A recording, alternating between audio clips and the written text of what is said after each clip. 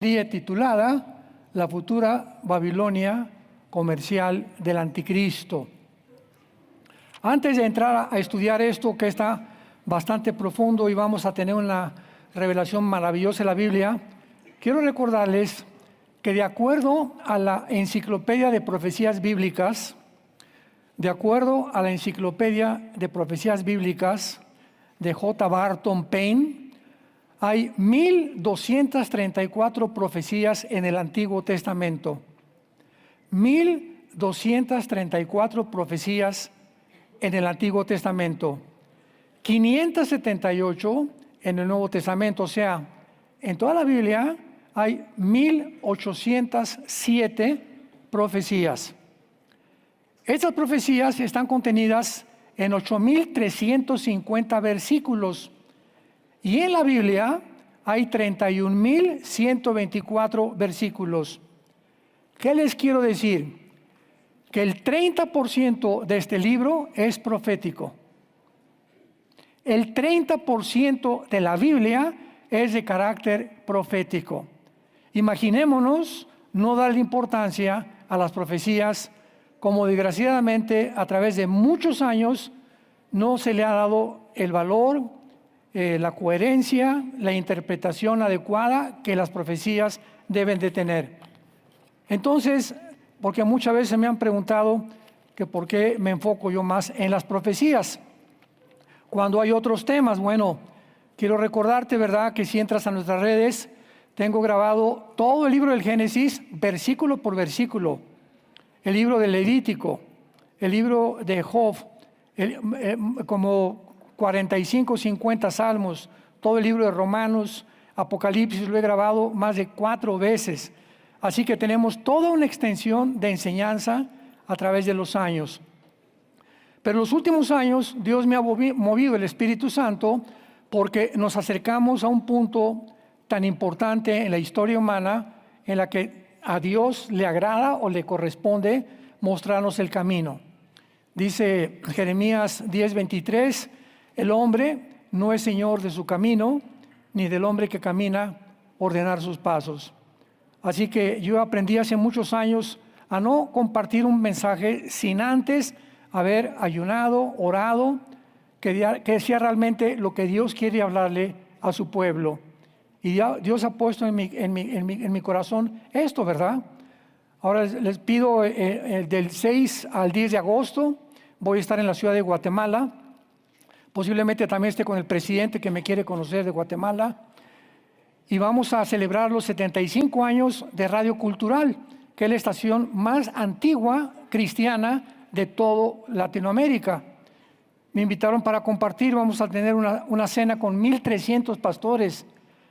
Y cerramos el domingo con 18 o 20,000 personas en el estadio. Así que va a ser un evento precioso, maravilloso. En Guatemala está creo que el presidente actualmente es católico, pero le encanta la Biblia, aparentemente nos ha escuchado y pues vamos a tener una puerta muy abierta para continuar llevando este mensaje a las naciones. Muy bien, abran sus Biblias los que la traen, los que no se pueden sentar con un cristiano. Apocalipsis 17 y Apocalipsis 18. Como bien lo dice el título de la serie, es increíble que la Biblia termine con estos 2 capítulos antes de entrar a la eternidad, Apocalipsis 21 y 22, y que la Biblia haya comenzado con un lugar geográfico que se llama Babilonia. Lo vamos a ver más adelante. Cuando la Biblia nos coloca dentro del tiempo de una profecía y dentro del territorio o el lugar geográfico de la profecía, no nos podemos perder. Por ejemplo, comienza en Génesis 10 que la primera ciudad fundada fue Babel, por un hombre llamado Nimrod, que significa el rebelde, y el que dirigió la primera rebelión mundial masiva contra Dios. Entonces, cuando la Biblia nos muestra Babel nos dice en la tierra, sigan con mucho cuidado, de Sinar, o en la tierra de los caldeos.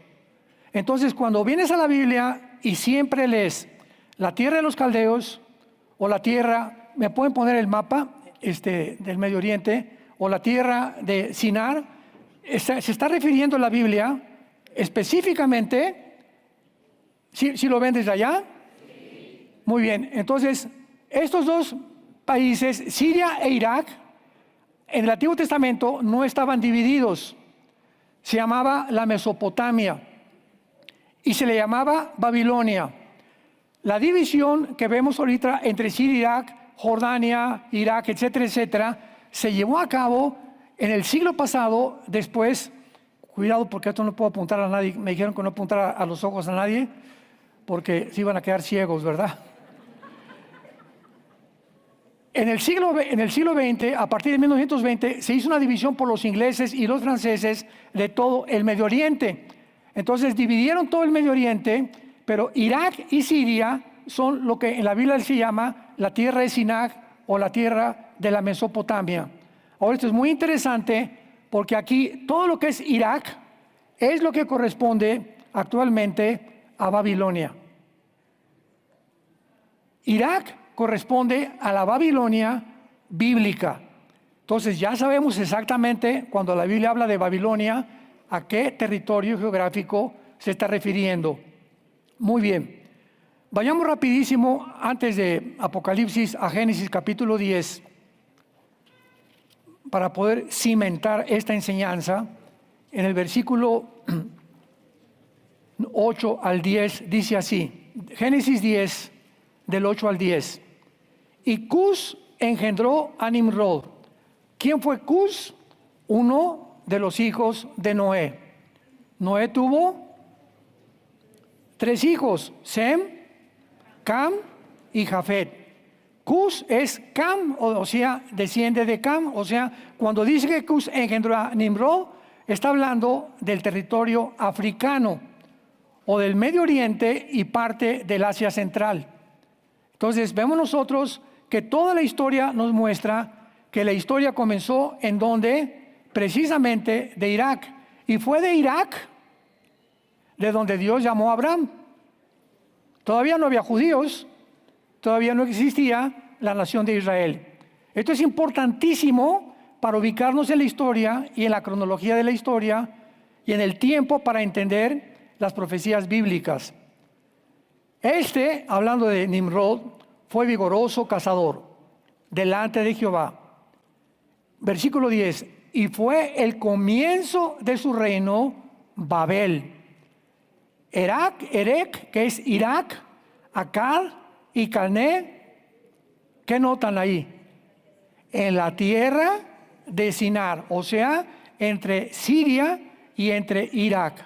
Ahí se levantó por primera vez la torre de Babel. Ahora, qué interesante que la palabra Babel signifique confusión. Entonces, cuando el ser humano se aleja de Dios, el ser humano cae en su confusión. Sin Dios, el ser humano no sabe cuál es el destino, por qué vivo, cuál es mi propósito en la vida, cómo debo tratar a mi esposa, a mis hijos, qué directriz quiere que tome para mi vida, debo escoger esta carrera o aquella carrera. Un ser humano sin Dios vive confundido. Y así comenzó la Biblia y así terminará la historia del ser humano. Nunca en la historia el ser humano en el siglo XXI se había encontrado tan confundido. Ya nadie sabe lo que está diciendo.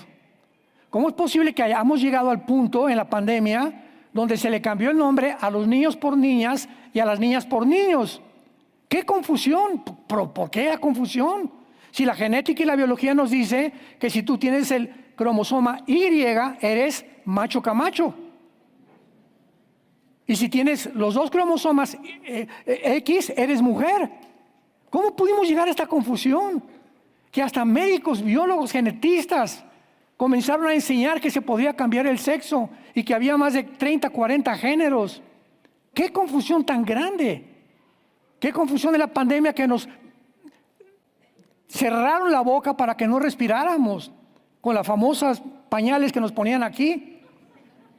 Qué confusión tan grande había, donde creían que el virus no estaba en los restaurantes. Si te tapabas y llegabas a tu mesa, te quitabas la máscara y te podías sentar y ahí no había virus. Qué confusión tan grande actualmente hay con los gobernantes.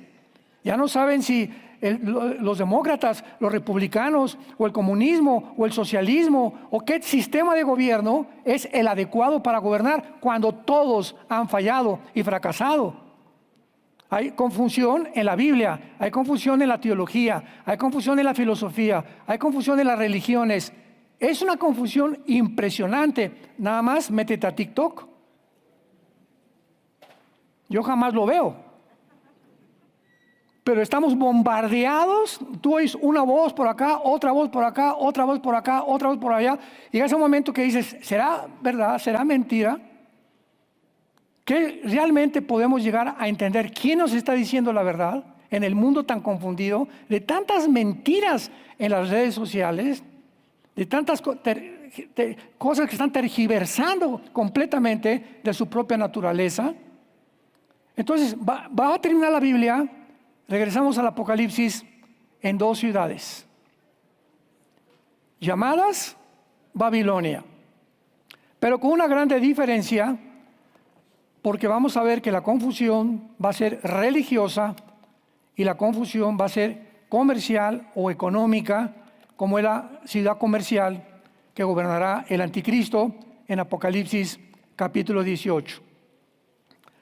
La Biblia profetiza 2 ciudades llamadas Babilonia, que tendrán una relevancia importantísima en los últimos días y en las cuales la atención mundial va a ser atraída hacia esa zona geográfica. Sin embargo, estas 2 Babilonias, la del capítulo 17 y del capítulo 18, no son iguales, porque he leído muchos comentarios que confunden y que es la misma Babilonia. Lo vamos a demostrar que no es así. Una es la religiosa, capítulo 17, y la otra es la Babilonia comercial. O sea, el mundo se dirige al comercio. Dicen que en México el 70% de todos los profesionistas, o el mexicano que tiene un título de abogado, de doctor, de dentista, de oculista, etcétera, etcétera, se dedican al comercio y no a su profesión. Se dedican al comercio y no a su profesión. O sea, van a la escuela, a la universidad, se gradúan y se dan cuenta, ¿verdad?, que es dentro del comercio donde ellos pueden avanzar más rápidamente que en su propia profesión por las pocas oportunidades que se presentan actualmente en el mundo. Y en los Estados Unidos está sucediendo el mismo fenómeno. En Estados Unidos hace 5 años, para no irnos tan lejos, si tú tenías un posgrado, un PhD, tenías una maestría, etcétera, etcétera, y llegabas a una compañía, te revisaban tus papeles, no tiene un posgrado o tiene una certificación de una famosa universidad, le daban el puesto a esa persona. Ahora se acabó. Se acabó completamente. Un ejemplo tan grande es nuestra hija Natalia, ¿verdad? Nuestra hija Natalia se graduó de una universidad allá en Estados Unidos, bastante buena la universidad, le dieron una muy buena beca también. Cuando acabó, antes de que se casara, buscó trabajo en todos lados. El único trabajo que encontró fue en un kinder con los niños cuidándolos. Y le dijeron, te vamos a dar de sueldo $2,000, que son ahorita como 25 o 30 mil pesos. Y en 3 años, según tu comportamiento, te aumentamos $500 más. O sea que ella en 5 años por lo menos no iba a ganar con el título que tenía más de $4,000 mensuales. Qué increíble, ¿verdad? Claro que se regresó a México, se casó aquí y está muy bien. Pero es la situación que se está viviendo. Es una situación de confusión, que las cosas en el mundo han cambiado drásticamente. Ahora bien, la palabra Babilonia se usa 283 veces en la Biblia. Es la segunda palabra usada más que Israel. Y generalmente, siempre que se usa Babilonia, se usa anexada o en conexión con Israel. O sea que Babilonia e Israel están así completamente en la Biblia. Por lo que cualquier cosa que suceda en Babilonia le sucede a Israel o viceversa. Y solo una vez la palabra Babilonia es usada como un símbolo, nada más una vez en Apocalipsis 17. Dice el versículo 1 de Apocalipsis 17. Corroboremos esta verdad. Vi entonces uno de los 7 ángeles que tenían las 7 copas y habló conmigo diciéndome: ven acá y te mostraré la sentencia contra la gran ramera que está sentada sobre muchas aguas. El título que se le da a la Babilonia del capítulo 17 es el título de una prostituta espiritual o de un sistema religioso que se ha vendido y que en los últimos días tendrá su base en la ciudad de Roma. Versículo 18. Y la mujer que has visto es la gran ciudad que reina sobre los reyes de la tierra. Cuando Juan, el apóstol, escribe el Apocalipsis, la ciudad que reinaba en el mundo, ¿cuál era? ¿Tlalnepantla? Roma. Entonces no hay vuelta de hoja, o sea, no podemos estar, pues yo creo que va a ser esto, va a ser Roma el asiento de un sistema religioso que se vendió, que se prostituyó, que apostató, y Dios le llama ramera. ¿Por qué le llama ramera? Porque en el mundo natural, una mujer que ofrece su cuerpo por dinero, ¿qué cosa está haciendo? Se está vendiendo. En el área espiritual, cuando una persona ofrece sus servicios y se mezcla con la política para poder tener ganancias, se está vendiendo y prostituyendo el llamado que Dios le hizo. Entonces, por ejemplo, Roma durante casi siglos, ¿verdad? Más de 10 siglos, nadie podía en Europa, ningún príncipe de Holanda, ni el rey de España, ni de Inglaterra, nadie podía hacer negocios, podía casarse con nadie sin el permiso de Roma. Durante casi 18 siglos dominaba completamente el mundo político, económico, y el espiritual mandó matar en la Inquisición a todos aquellos que no aceptaran que bajo Roma hay salvación. Imaginemos nada más. Hasta que vino la gran reforma protestante, ¿verdad?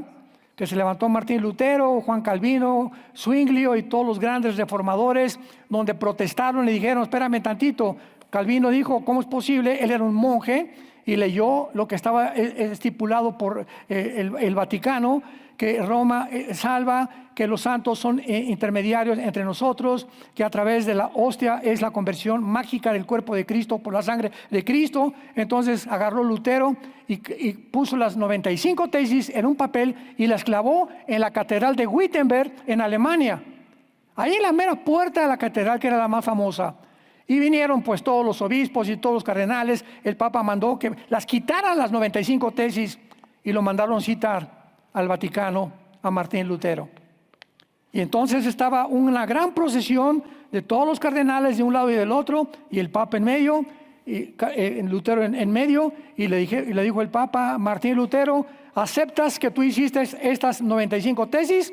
Sí, contestó Martín Lutero. Pues tienes que renunciar a ellas bajo pena de muerte. Y Lutero contestó: llevaba un Nuevo Testamento. Quiero decirles con este libro, y retó a todos los cardenales y al Papa, que si ustedes me contradicen y encuentran que es mentira lo que he dicho y que no está en la Biblia, acepto ser muerto. Hubo un silencio sepulcral. Nadie dijo ni pío, porque dijo: estoy apegado a la palabra de Dios. Y es la palabra de Dios, la Constitución y el camino, la verdad, el cimiento, el fundamento de todo el cristianismo. Pues lo condenaron a muerte, huyó, ¿verdad? Lo protegieron los reyes de Holanda, etcétera, etcétera. Se casó con una monja la fue a sacar del monasterio también. Y entonces vemos nosotros de qué forma, a través de todos los siglos, esto ha sido una distorsión totalmente de la palabra de Dios. Ahora que venía yo aquí a México, salí el viernes de Dallas, y en el aeropuerto de Dallas estaba yo desayunando, y estaba un señor enfrente de mí, y se acercó y me dice: oiga, usted es Armando Alducin. Sí, que está mucho gusto que nos ve en la televisión. Ah, pues qué bueno. ¿Y quién eres tú? Le pregunté, y me dice: soy un misionero. Ah, qué gusto, le dije, qué bendición. Me dice: soy católico. Ah, qué gusto, le dije, qué bueno que amas al Señor. Y lo invité a que se sentara en mi mesa, estaba yo solo, a que desayunara conmigo. Dije: yo no puedo perderme esta oportunidad. Porque tenemos, tenemos que tener compasión. Tenemos que ser cuidado con la soberbia. Está muy bien, tenemos la verdad, pero que esa verdad no nos enorgullezca, ni nos ensoberbezca sobre aquellos que no han tenido la oportunidad de oír lo que nosotros hemos oído. Entonces hay millones de católicos que no conocen la verdad como nosotros, sin embargo han tenido una experiencia con Jesucristo, el Hijo de Dios. Y están leyendo la Biblia y están nacidos de nuevo. Y en el día del arrebatamiento va a haber cantidad de evangélicos que se van a quedar y cantidad de católicos que se van a ir también. ¿Por qué? Porque no es todo el que me dice Señor, Señor, entrará al reino de Dios. O sea, si yo soy católico, acuérdense que les conté mi testimonio, yo quería ser cura, quería ser padre, ¿verdad? Y me decepcioné mucho, me hice ateo, lo que haya pasado, etcétera, etcétera. Pero si hubiera seguido ese camino y hubiera estado yo completamente sincerado de que esa era la verdad y nunca tuve la oportunidad de conocer el verdadero evangelio, Dios va a tener compasión de mucha gente. Entonces, cuando encontramos a una persona que no cree, que no conoce la Biblia como la conocemos tú y yo, o espero que tú la estés conociendo, tenemos que no perdernos la oportunidad. Pero antes de nunca agredirlos, ni tampoco sentirnos superiores. Entonces lo invité, nos sentamos ahí a desayunar y le dije: oye, cuéntame, ¿y qué vas a hacer? Venía a San Luis Potosí de misionero. Le dije: ¿y qué vas a hacer en San Luis? Pues voy a llevar el evangelio, me dijo. Le dije: ¿qué es el evangelio? Le pregunté. Y se me quedó mirando y dice: pues les voy a hablar que Dios es bueno y que Cristo murió en la cruz.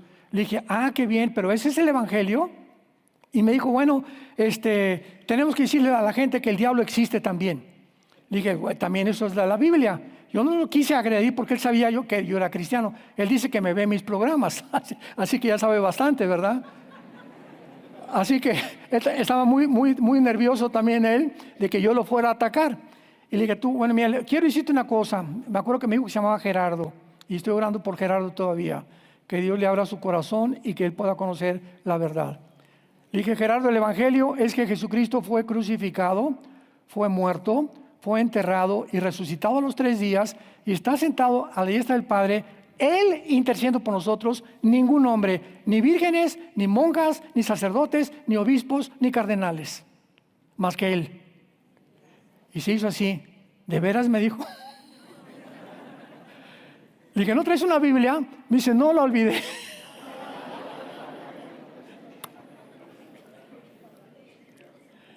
No le podía regalar la mía porque la mía la tengo desde hace muchos años, ¿verdad? Y la tengo con muchos apuntes, etcétera, etcétera. Así que le dije: mira, llegando a San Luis, lo primero que tienes que hacer es comprarte una Biblia, le dije, para que comiences a testificar y comiences a leerla. Y pues ahí después del desayuno oré por él, gracias a Dios. Pero yo le pedí a Dios en la mañana, bueno, cada mañana que salgo y que lo debemos hacer todos, siempre le digo a Dios en las mañanas: Padre, permíteme encontrarme a alguien hoy a quien le pueda hablar de ti. Al mesero, a la tortillera, al elevadorista, al bellboy, al chofer del taxi, el que va conmigo junto al avión, el camión, a cualquier persona que tú te encuentres, pídele a Dios y créemelo, como me lo puso Dios en bandeja de plata a Gerardo, así te va a poner Dios a las gentes cuando Dios ve que tenemos pasión por las almas. Tenemos que tener pasión por las almas. Por tu abuelita, por tu tío, por tus hermanos, por tus papás, por tus amigos en la escuela. Tenemos que tener pasión por ellos. Porque si alguien se muere sin Cristo, se condena eternamente. Y sobre todo aquellos que lo rechazaron. Entonces, en Babilonia, la ramera, en el capítulo 17, es un sistema que se prostituyó. Y recordemos esto, cuando hablamos de esto, no estamos hablando de la gente. Por favor, abramos los ojos y los oídos. Cuando yo digo, Venezuela es un país precioso y la gente es preciosa, ¿a quién me refiero? A la gente y al país.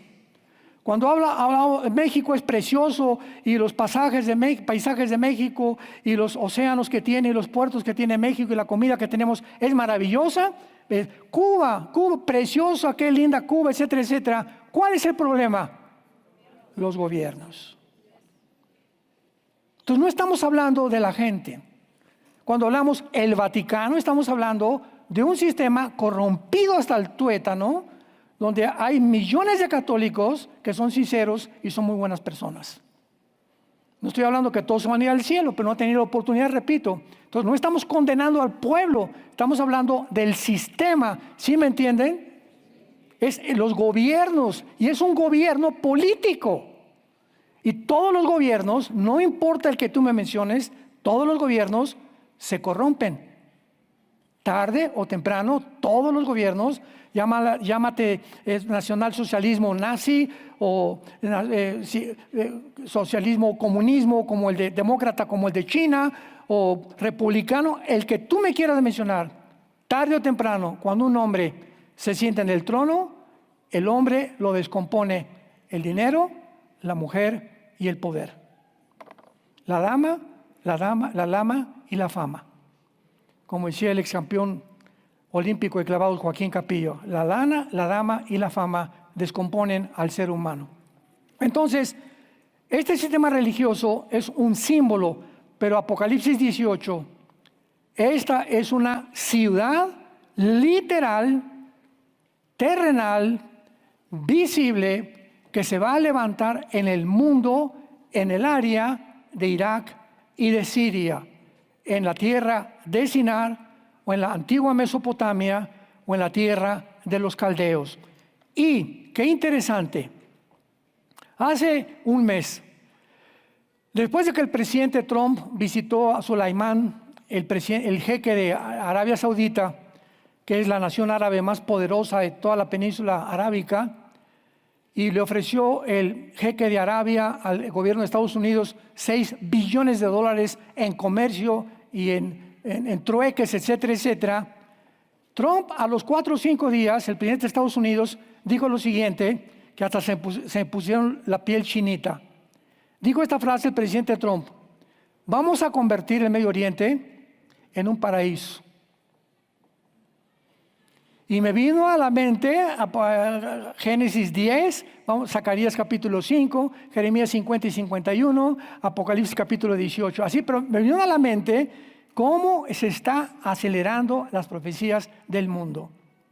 O sea, si ya no hay guerra y si Irán disminuyó su amenaza nuclear, si ahorita en Siria Jolani se aplaca dándose cuenta que Israel no están jugando y que van a tener que responder cada vez que hay un problema, tiene que haber un respeto absoluto y convencerse todos, que fue lo que le dijo el jeque a Trump y Trump al jeque de Arabia. ¿Por qué no estamos peleando?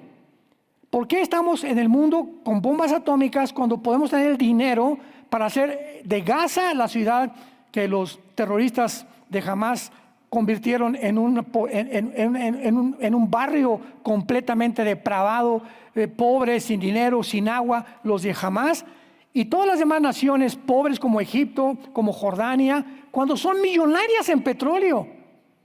¿Qué les pasa entonces?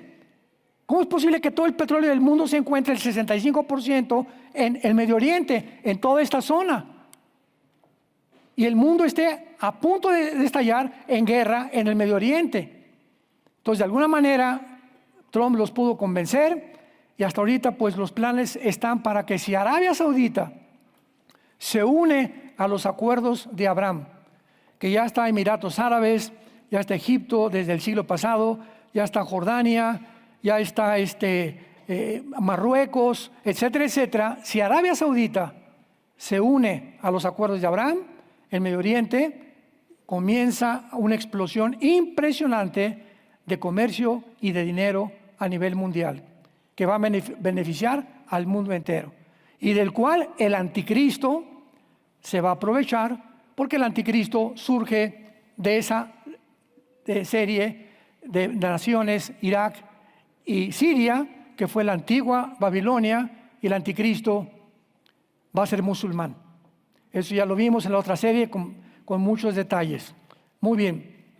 Ahora veamos nosotros también que en primer lugar estos argumentos, ¿verdad?, son muy fuertes, y veamos punto por punto. Número 1, Babilonia será destruida, para que veamos que es literal, porque hay un sistema de interpretación bíblico que dicen que ya se cumplieron las profecías, que ya nada es literal, que todo pertenece al pasado. Vamos a demostrar lo contrario, porque la Escritura se interpreta con la Escritura. Número 1, Babilonia será destruida como Sodoma y Gomorra y será llena de espíritus demoníacos. Isaías capítulo 13. Isaías capítulo 13. Fue escrito hace 2700 años, el libro de Isaías. 2700 años. Veamos si ya se cumplió. Versículo 1, profecía sobre Babilonia. En tu Biblia ponle Irak. Cada vez que pongas Babilonia, ponle Irak, para que sepas a qué territorio se refiere. Revelara a Isaías, hijo de Amós. Versículo 9. He aquí el día de Jehová. El día de Jehová es un término que también ya lo hemos visto muchas veces, que se refiere ¿a qué tiempo? Al tiempo en el que Dios juzgará al mundo, conocido como los 7 años de la tribulación o la semana 70 de Daniel. Y va a continuar durante todo el milenio. El día de Jehová se compara, por eso se llama día. Vean ustedes, ¿qué es un día? Bueno, tenemos 12 horas de luz y 12 horas de tinieblas, desde el principio del Génesis capítulo 1. Entonces, un día está dividido. Cuando habla la Biblia, el día de Jehová va a ser la mitad de noche, la tribulación, y la otra mitad de día, el milenio. Por eso abarca desde el rapto hasta el final del milenio, el día de Jehová. Mezcla la bendición con el juicio de Dios. Por eso se le llama el día de Jehová, que no es un día de 24 horas, es un día que se prolonga por muchos años. Ahora, muy bien, veamos que dice aquí, el día de Jehová viene terrible, de indignación, ardor de ira, para convertir la tierra en soledad y raer de ella a los pecadores. Por lo cual las estrellas de los cielos y sus luceros no darán su luz. Esto no ha sucedido. El sol se oscurecerá al nacer y la luna no dará su resplandor. Y castigaré al mundo por su maldad, a los impíos por su iniquidad. Y haré que cese, ¿qué cosa? El pecado que Dios viene a castigar es la arrogancia. ¿Cuál arrogancia? Bueno, el Foro Económico Mundial, hace un año, el que era director del Foro Económico Mundial en Davos, Suiza, dijo, hemos llegado a ser dioses. Vamos a evolucionar porque tenemos ya la genética y la tecnología y todo lo que el mundo cibernético para poder transformar al ser humano en algo que nunca había sido, en un Dios. Imaginémonos que los hombres más sabios, científicos y más inteligentes del mundo se reúnen una vez al año en Davos, Suiza, en las montañas, para discutir entre más o menos 40, 50 familias que son el futuro de todos nosotros. Ellos son los que planearon la pandemia. Ellos son los que planean todo lo que va a venir en el mundo. La soberbia. Creyeron lo que Satanás le dijo a Eva en Génesis 3:5. Serán como dioses, conociendo el bien y el mal. Y cuando el ser humano le dice a Dios, no te necesito, te conviertes en un Dios. Si tú eres ateo, déjame decirte algo. El ateísmo ya es insostenible filosóficamente. Oiga, ¿pero por qué? A ver, pruébame que existe Dios, pruébame que no existe. ¿Por qué es insostenible el ateísmo? Porque al momento que dices, no quiero a Dios y no hay nadie que pueda estar arriba de mí, ¿quién es Dios? Pues tú. Ahora yo voy a poner mis reglas, voy a poner mis los principios de ética y de moral. ¿Por qué? Porque no necesito que nadie venga de ningún lado a decirme cómo me porto, quién soy, de dónde vengo y a dónde me dirijo. Te conviertes en un Dios. Entonces no puedes tú decir soy ateo, porque al decir soy ateo te estás negando a ti mismo. Ateo a sin teos Dios, ateo sin Dios. Entonces tú no eres sin Dios, tú eres Dios para ti mismo. ¿Ven por qué es insostenible filosóficamente? Y dice el versículo 13 de Isaías 13, porque haré estremecer los cielos, la tierra se moverá de su lugar en la indignación de Jehová de los ejércitos y en el día del ardor de su ira. Versículo 19, y Babilonia, hermosura de reinos, aquí ya Babilonia la vemos coronada, una ciudad hermosa, con grandeza de los caldeos, será como Sodoma y Gomorra. Nunca más será habitada, ni se morará en ella generación en generación, ni levantarán tienda los árabes, ni pastores harán allí majada. Número 2, Babilonia va a ser un centro comercial mundial. Vayamos a Zacarías capítulo 5, y esta profecía es la más fuerte, la que mejor detalles tiene para confirmar que esta ciudad se va a convertir en el centro mundial de la adoración y donde el anticristo la va a usar para poder llevar al mundo completamente a su propia destrucción. Zacarías capítulo 5. En este pasaje de Zacarías capítulo 5 encontramos lo siguiente. Se los voy a rápidamente a leer y lo vamos inmediatamente a traducir en lo que significa en el original hebreo, para que podamos entenderlo. Zacarías ve un rollo que volaba. Versículo 1. Y me dijo, ¿qué ves? Respondí, veo un rollo que vuela de 20 codos de largo y 10 codos de ancho.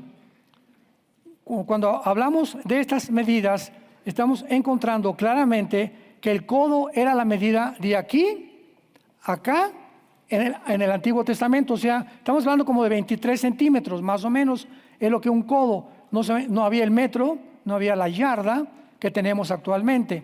Por eso en codos se medía todo lo que es el sistema métrico. Y entonces me dijo, esta es la maldición que sale sobre toda la tierra, para que todo aquel que hurta, como está de un lado del rollo, será destruido. Y todo aquel que jura falsamente, como está del otro lado del rollo, será destruido. Aquí Zacarías está viendo los mandamientos de Dios, que vuelan por todo el mundo, y Dios no hace acepción de personas. No hay ningún ladrón, ningún asesino, ninguna persona que viole los mandamientos de Dios sin que esa persona atraiga sobre su vida y sobre su familia maldiciones. Maldiciones. Por ejemplo, un hombre casado con niños que tiene pornografía en su casa o que ve programas de pornografía, le está abriendo un portal en el mundo invisible que no lo vemos, donde los demonios van a entrar a tu casa y no por la chimenea, Van a entrar a tu casa y se van a ir principalmente contra tu esposa, contra tus hijos y contra tu propia vida. ¿Me van a matar? Me preguntarás. No, el ataque demoníaco es a la mente. Van a comenzar a confundirte. Vas a comenzar a decir, la Biblia ya no es verdad si es que te dices cristiano, o ya no creo esto. Vas a tener amistades que ya no son cristianas, que te guste mejor ir a emborracharte que estar en tu casa leyendo la Biblia con tu familia. Vas a tener problemas con tus hijos bastante serios, que te van a hacer reaccionar, y que si tú no reaccionas por ninguna de estas situaciones, te hundes completamente en un pozo y en un abismo, y en la trampa que tú preparaste, ahí vas a caer. Esto es verdad, o sea, no estamos jugando, con Dios no jugamos, santos de Dios. Damas y caballeros que nos acompañan, Dios es un Dios de santidad y nos deja su palabra para que la obedezcamos y para que entendamos sus mandamientos. Vayamos a la profecía de la ciudad comercial, versículo 5 al 11. Veamos con mucho cuidado este pasaje. Y salió aquel ángel que hablaba conmigo y me dijo, alza ahora tus ojos y mira qué es esto que sale. Y dije, ¿qué es? Y él dijo, este es un efa. Apúntalo en tu Biblia. Un efa es la medida de comercio que se usaba en el Antiguo Testamento. El efa, como un litro actualmente, como un gramo, era una medida de peso, era una medida de gramos también, era una medida que se usa muchas veces de líquidos en el Antiguo Testamento. En otras palabras, es un símbolo del comercio. Vio un efa volando, como si dijéramos ahorita, veo un dólar o veo un peso, ¿verdad? Inmediatamente, ¿qué es? El símbolo monetario, ¿verdad?, del sistema que se mueve en ese mundo o en ese país. Veamos con mucho cuidado. Y entonces dijo, esta es la iniquidad.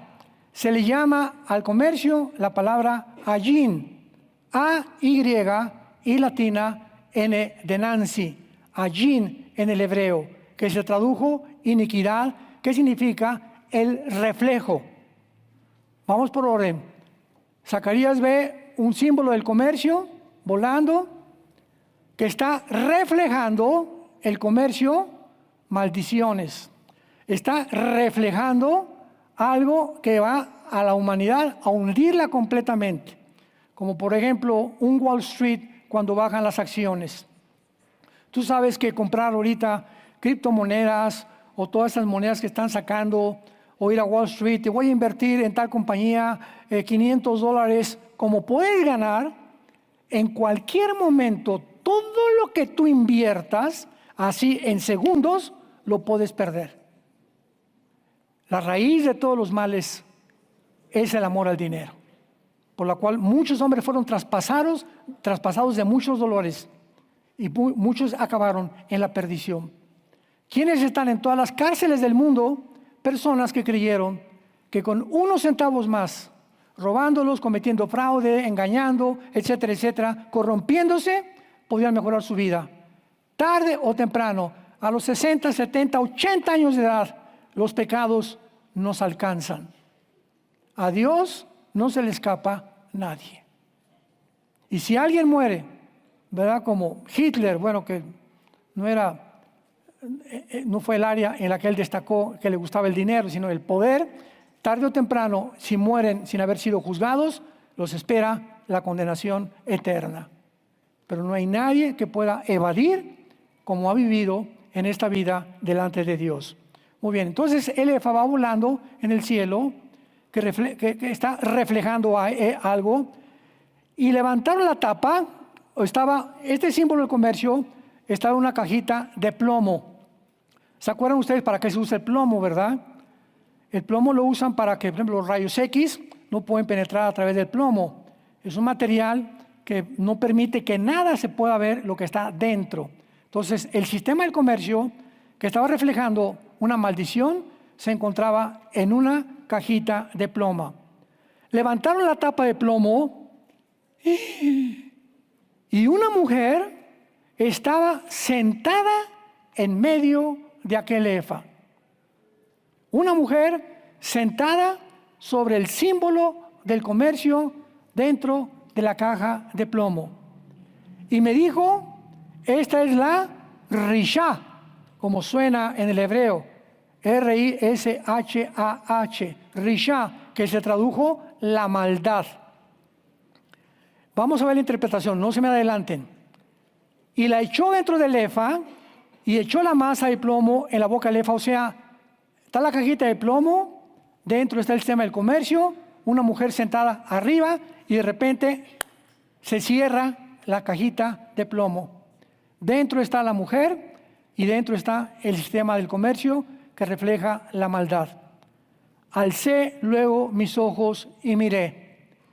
He aquí ahora dos mujeres, Isha. La palabra hebrea para mujeres, Isha, I-S-H-A. Para hombres, Ish. El varón es Ish, la mujer es Isha. Que salían y traían viento en sus alas y alas como de cigüeña, y alzaron el efa en entre la tierra y los cielos. La cigüeña, qué irónico, la usamos para traer bebés, ¿verdad? ¿Qué te trajo la cigüeña? La cigüeña es un símbolo de la maldad y del mal en la Biblia.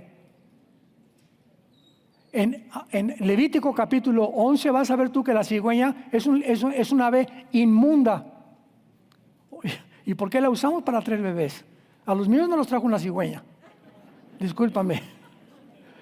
Todo esto tiene algo que ver, vamos a verlo. Dije el ángel que hablaba conmigo, ¿a dónde llevan el efa? O sea, ¿a dónde llevan el comercio? Y él me respondió, para que les sea edificada casa en tierra de, ¿dónde es la tierra de Sinar? Irak, Siria o la tierra de los caldeos. Para que les sea edificada casa en la tierra de Sinar, y cuando esté preparada, la pondrán sobre su base. O sea, esta profecía nos habla que el sistema del comercio mundial que se encuentra actualmente en Wall Street va a ser transportado al Medio Oriente. Cuando Trump dijo, hagamos un paraíso del Medio Oriente, ¿por qué creen que se me pusieron los pelos como chinitos? Porque en ese momento la Biblia nos muestra hace 2700 años que va a haber una gran ciudad comercial que va a estar edificada en el Medio Oriente y que va a ser la ciudad que el anticristo va a gobernar, y el mundo va a venir de todas partes para poder comerciar ahí todas las cosas que vamos a ver más adelante, que van a poder llevarles a los hombres a su propia perdición. Aunado a esto, veamos qué dice Santiago capítulo 5 en el Nuevo Testamento. Para que tengamos una idea de qué maldición tan grande hay cuando el dinero se usa de una forma equivocada o cuando anhelamos tener más de lo que Dios nos ha dado. Santiago 5, vean esto. Vamos ahora, ricos, lloren y aullad por las miserias que os vendrán. Me detengo rápido, acordémonos, no es malo ser rico, ¿verdad? Según de Timoteo, porque la raíz de los males es el amor al dinero. No es el dinero. Tú puedes tener una casa de $5 millones y coches, Mercedes, lo que tú quieras. Si en la misma medida que tú tienes dinero, tú lo das a la obra de Dios, te evitas caer en la avaricia. Cuando guardamos más de lo que debemos de guardar, es cuando caemos en la trampa del dinero. Y es a quienes se dirige estas palabras que seguimos leyendo. Aullad por las miserias que los vendrán. Escuchen, vuestras riquezas están podridas, vuestras ropas comidas de polilla, vuestro oro y plata está enmohecido. Su moho testificará contra ustedes, devorará de todo vuestras carnes como fuego. Habéis acumulado tesoros para los días postreros. ¿Por qué? He aquí clama el jornal de los obreros que han cosechado vuestras tierras, el cual por engaño no les ha sido pagado por vosotros, y los clamores de los que habían cegado han entrado en los oídos del Señor de los ejércitos. Precisamente, damas y caballeros, santos de Dios, por causa de lo que dice el versículo 4, se levantó el comunismo y el socialismo, la revolución zarista de Rusia, la revolución bolchevique y la revolución francesa y la revolución mexicana. ¿Por qué? Por la explotación de las clases altas a las clases pobres. Y cuando el Nikolai Lenin encontró, ¿verdad?, que se podía explotar esto porque la gente está, oye, los ricos, yo estoy así porque los ricos me han robado y porque esto. ¿Y quién hacían los ricos en aquel tiempo? Estados Unidos, los imperialistas. Vamos a luchar contra los imperialistas, y el comunismo corre por todos lados porque la culpa la tienen ¿quiénes? Los que tienen dinero. Y no es así. Y cuando comenzamos a creer nosotros que realmente todo esto es por causa de que nosotros no hemos prosperado, porque alguien me está explotando, a esas personas que explotan a los trabajadores, si tú tienes sirvientes en tu casa y no les pagas tiempos extras, si no les pagas vacaciones, si no les pagas su aguinaldo, si tú no tienes estos principios rectos de la administración del dinero, eres una persona explotadora. Y Dios no va a perdonar esto. Tenemos que ser justos con todos nuestros tratos con nuestros semejantes. Dios ha oído y ha visto a los que explotan a sus semejantes, por lo cual los tienen, por ejemplo, como en Cuba, por pobre pueblo cubano, ¿verdad? Como en Venezuela, es un pueblo explotado. Nicaragua es un pueblo explotado. ¿Por quién? Por una cúpula, por un séquito de personas o familias que se aprovechan de ellos y no les dan lo que merecen, y todo para acá y para acá y para acá. Cuando murió Fidel Castro, le encontraron más de 50 millones de dólares en el extranjero.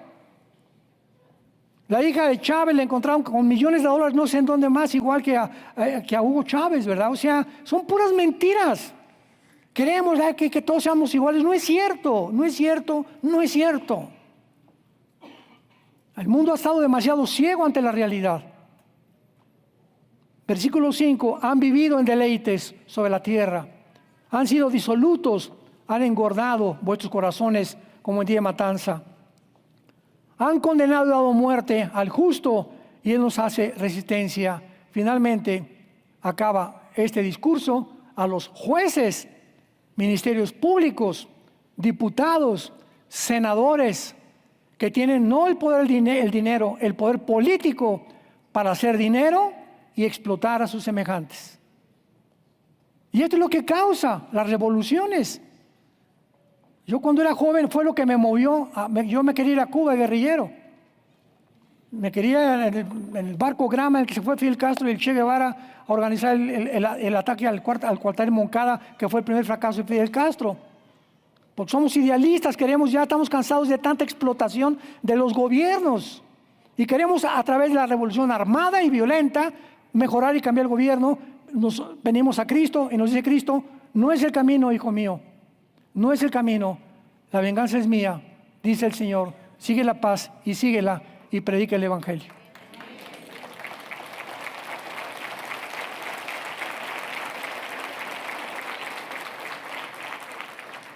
El mundo se dirige cada vez a más, va a haber más avaros, va a haber gente mucho más egoísta, va a haber gente más amadores de sí mismos.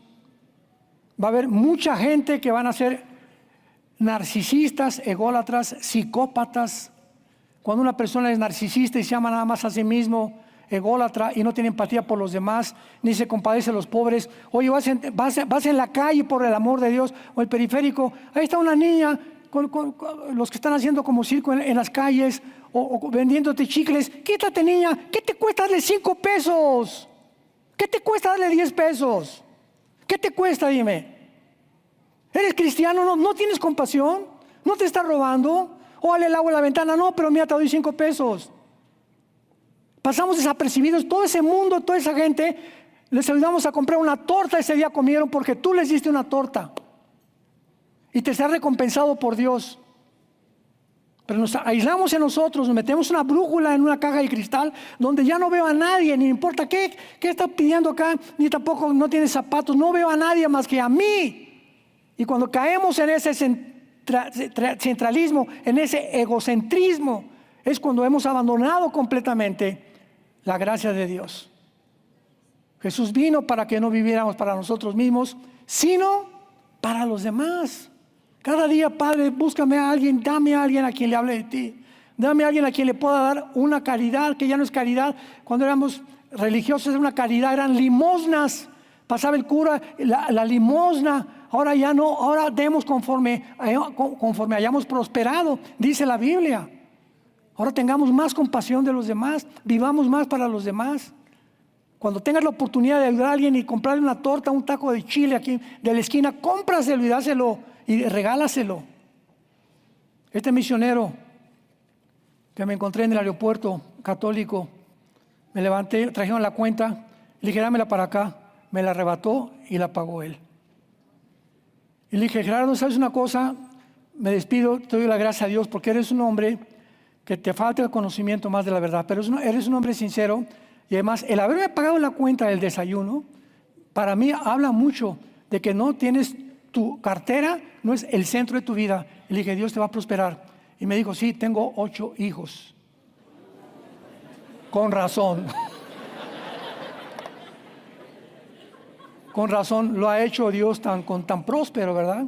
No era un hombre que tenía dinero, era un misionero. Digo que venía de Estados Unidos, tenía un negocio de pintura o no sé qué cosa, iba a San Luis a sacrificar 15 días de su trabajo a sus hijos para irse de misionero a San Luis Potosí y hablar de Cristo de acuerdo al concepto que él tiene de Cristo, sin el conocimiento que tenemos muchos de nosotros. Pero ¿qué es lo que ve Dios? Dios ve el corazón. Tiene un corazón lindo, un corazón que quería ayudar a la gente y pagarme la cuenta para mí significó muchísimo. Porque vi un hombre que es desprendido, que un hombre que le gusta dar en lugar de recibir. Y por eso oremos por él. Acuérdense, se llama Gerardo, está en San Luis Potosí, oren por él. Misionero católico, segurísimo, yo me lo voy a encontrar, me lo voy a volver a encontrar, convertido a Jesucristo.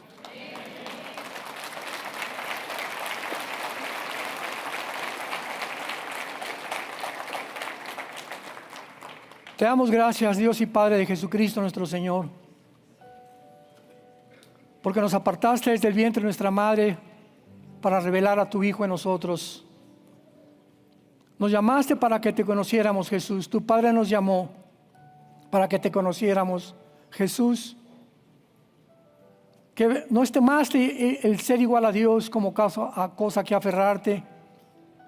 Tú estando en la gloria te despojaste.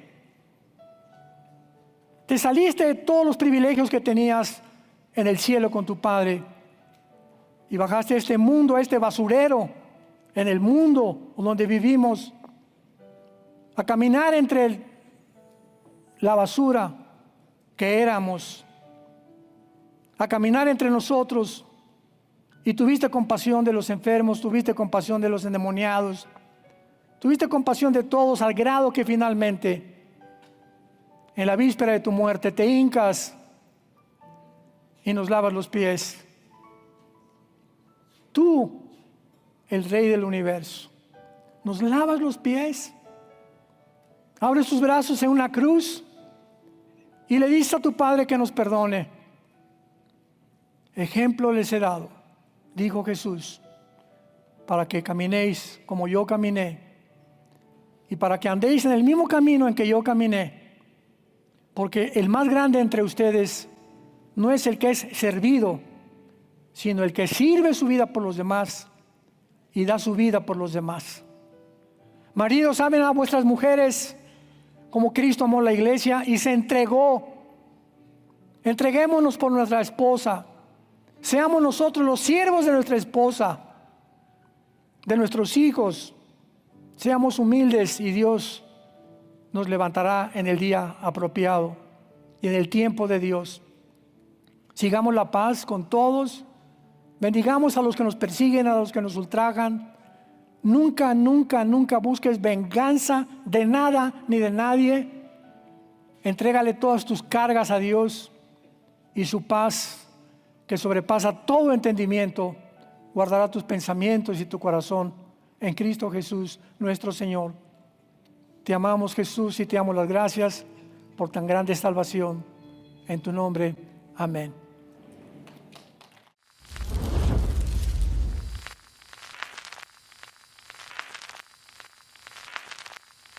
Hola, ¿qué tal? Me da mucho gusto saludarles y quisiera simplemente comunicarles que gracias a todos ustedes a través de todas las naciones del mundo que aman la palabra de Dios y que realmente están interesados en que nosotros como organización Vida Nueva para el Mundo y Armando Alducin Ministries continuemos predicando el Evangelio de la Gracia de Jesucristo y que podamos nosotros continuar haciéndolo gracias a sus donaciones. Este año cumplimos 46 años de ministerio, 46 años donde hemos predicado Hemos enseñado, hemos tenido seminarios y de diferentes formas de estudios bíblicos alrededor del mundo y hemos pensado y considerado de una forma fiel el Evangelio de la sana doctrina de Jesucristo. Nosotros, con todas estas donaciones, tenemos que sostener pastores, misioneros, obras, equipos de televisión y aún continuamos buscando la manera de poder elevar este ministerio. Hasta este momento quiero que ustedes estén enterados que no tenemos una sola propiedad como organización y así hemos trabajado durante 46 años porque le damos la importancia a la evangelización, a las misiones y también a los hombres de Dios para levantar más pastores. Le damos las gracias y que pueda Dios con su gracia tocar sus corazones y que puedan ustedes invertir en un terreno donde es fructífero, porque creemos que ha producido bastante buen fruto para la gloria de Dios. Gracias, muchas gracias por sus aportaciones y por las donaciones que sabemos ustedes continuarán haciendo para que podamos continuar siendo fieles en la predicación del Evangelio de la gracia de Dios. Que Dios les bendiga.